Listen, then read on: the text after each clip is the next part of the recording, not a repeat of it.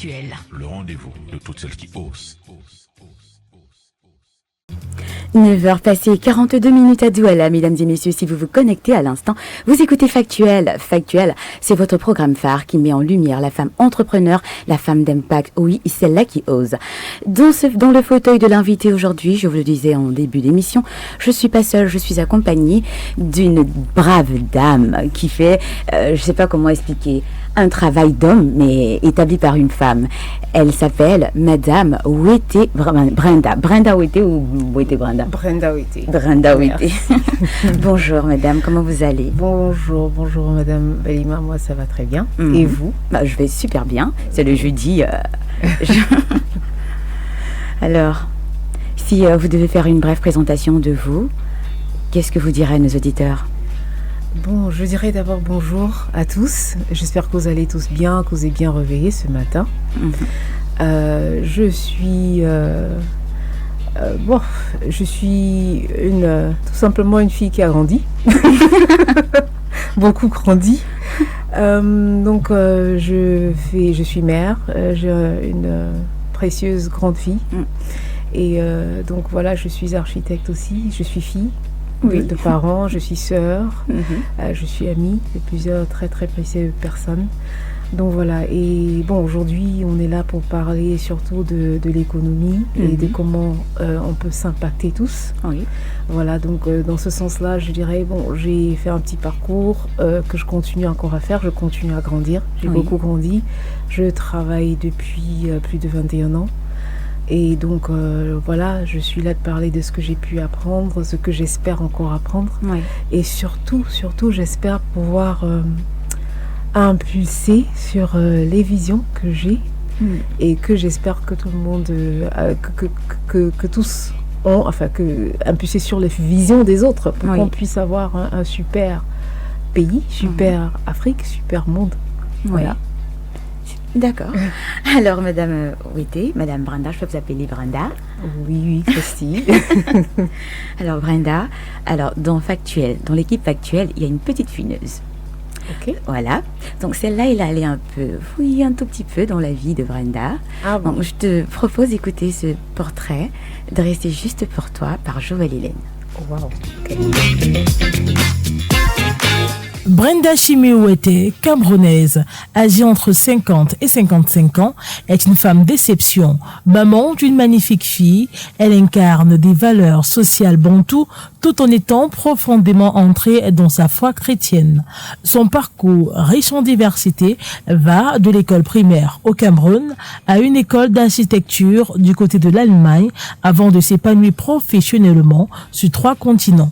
Membre de l'ONAC, elle a occupé des postes clés à Batim, Cameroun et au chantier naval avant de fonder son cabinet d'architecture, BC Dub. Connue pour sa rigueur et son souci du détail, elle a la réputation de ne laisser passer aucune erreur, même minime. Lors de son mandat chez Batim Cameroun, elle a piloté des projets d'envergure, dont l'ouverture de lignes de crédit et la construction rapide de villas. Sa capacité à inspirer et à former des équipes laisse une empreinte durable, tout comme son engagement en faveur de la place de la femme dans la société. Dotée d'un grand cœur, elle est à la fois une confidente précieuse et une figure emblématique de la réussite féminine. Un véritable roc de force et de sagesse. Dame Ouété, vous êtes inévitablement une femme actuelle, mais encore mieux, une véritable femme factuelle.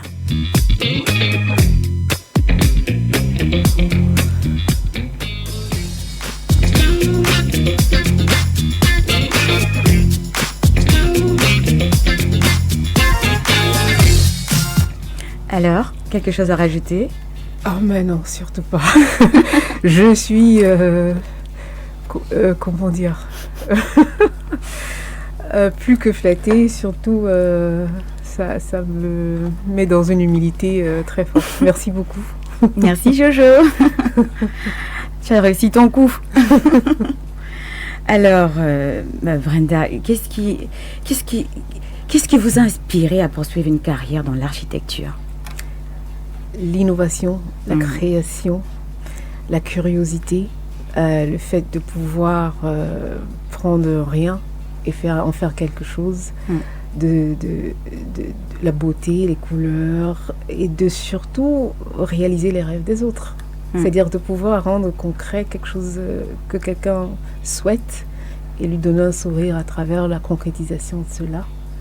Voilà, en gros c'est ça, c'est-à-dire que c'est l'amour en même temps pour l'art et pour tout ce qui est, je ne sais pas si je vais appeler ça ma technique, mais tout ce qui permet de bricoler, de rassembler, d'arranger. Alors c'est un caractère que vous avez eu depuis toute petite, ou bien c'est à travers vos multiples voyages que vous avez développé cette envie-là? Je dirais un peu des deux. Alors, le caractère, donc quand je parle de ce qui m'a inspiré, oui, il est là depuis que je suis toute petite. L'idée architecture est venue, je vous dirais, quand vous avez parlé de mon parcours. Et donc, j'ai vécu quelques années étant petite aux États-Unis. Et quand la famille est rentrée au Cameroun, ça va aussi prendre. Venant des États-Unis, c'est par contre quand je suis à Yaoundé, je vois le bloc ministériel. Et je dis, mais tiens, qui fait ce genre de choses? Et on me dit, ce sont des architectes. Je dis, ben ça, je veux faire. Je veux le faire. C'est à partir de là que j'ai eu cette idée. C'est vrai qu'après, j'ai changé, puis je suis revenue dessus. Mais c'est ça qui m'a inspirée à faire l'architecture. Oui. Alors, vous avez fait combien d'années d'études? Il faut combien d'années d'études pour être architecte? Bon, aujourd'hui, c'est 5 ans. À l'époque, quand je le faisais, c'était 6 ans. Donc, j'ai fait... enfin, quand je dis 6 ans en bloc. Donc, mais réellement, je l'ai fait avec beaucoup plus de temps que ça, avec des pauses pour des stages, pauses maladie, ainsi de suite. Donc, mais en gros, 6 ans et demi. C'est ce que j'ai fait. Ok. Alors, comment vous percevez la vision architecturale actuelle de votre pays, du Cameroun? La vision. Comment percevez-vous? Je perçois la vision architecturale comme ayant un très grand potentiel. C'est-à-dire que notre pays est doté avec une nature déjà elle-même tellement formidable, fantastique, qu'elle permet de faire encore, qu'elle incite même à faire beaucoup de choses, qu'elle permet aussi de faire beaucoup de choses en architecture, en ingénierie aussi. Bon, maintenant... en termes si je dirais maintenant le côté vision, c'est-à-dire qu'est-ce qu'on veut faire, j'ai du mal encore à le définir, parce que si je définis par rapport à ce que je vois, je dirais qu'il y a encore beaucoup à faire, parce qu'on ne s'implique pas encore comme il le faut. On a beaucoup de potentiel, et non seulement naturellement, c'est-à-dire la nature, donc la géographie, mais je veux dire naturellement, en termes de personnes, on a tellement de talents. Justement. Mais ils ne sont pas encore totalement mis en valeur. Oui, c'est vrai. Parce voilà. que justement, j'allais vous poser la question, quelles sont les opportunités que vous y voyez dans l'avenir de l'architecture au Cameroun? Bon, je ne vais pas me répéter. En termes d'opportunités, il y a énormément de potentiel. Maintenant, il faut que ces opportunités soient liées à tout ce qui entoure toute forme de développement, c'est-à-dire l'économie, les stratégies, la politique, la sociologie. Il faut que tout ça soit structuré pour que ça fonctionne. Et de ce côté, bon, on sait qu'on a encore du travail en cours, on n'est pas encore là où il faut. Oui, c'est vrai. Donc, du moment où c'est comme ça, bon, il faut, si on décide de faire cette profession, il faut vraiment tenir fort. Parce qu'on n'a pas toujours la possibilité de s'exprimer comme il le faut ou comme on peut le faire. Sinon, en même temps, je dis, on est visionnaire. Et dans tout travail, il faut avoir de la ténacité. Il faut absolument y croire, surtout quand on est architecte, parce que bon, de toute manière, en tant qu'architecte, on va de rien à quelque chose. Donc il faut y croire, il faut savoir où on va. Et puis, avec ça, il faut se ressourcer de tout ce qu'on a en soi. Et bien sûr, de là où on prend. Vous avez parlé de ma foi. Donc, de là où on a reçu ces talents. Et avec ça, on peut y arriver. Donc, je crois fermement que si on le veut, on peut. Maintenant, il faut qu'on le veuille. On le veut tous.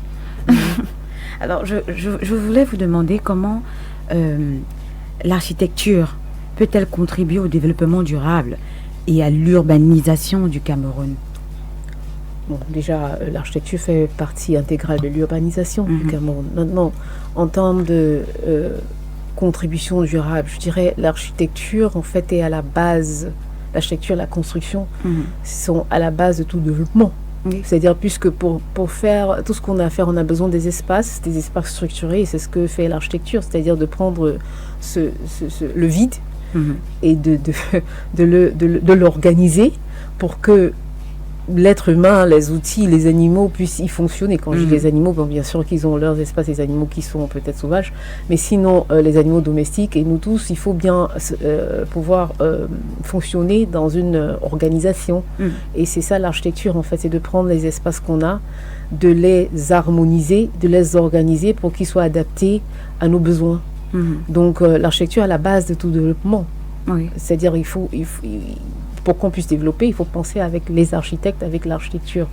Donc, vous avez une vision, vous voyez l'architecte, et l'architecte traduit votre vision en ce qui est concret, en gros, et fonctionnel. Et maintenant, vous avez parlé de développement durable. Oui. Dans ce sens, l'architecture prend en compte non seulement les aspects économiques, mais aussi les aspects environnementaux. Donc, pour voir comment s'assurer que ce qu'on construit, ce qu'on conçoit et ce qu'on construit est fait de manière responsable, c'est-à-dire que prend en compte la santé de ceux qui vont l'utiliser, la durabilité des outils, des équipements, etc.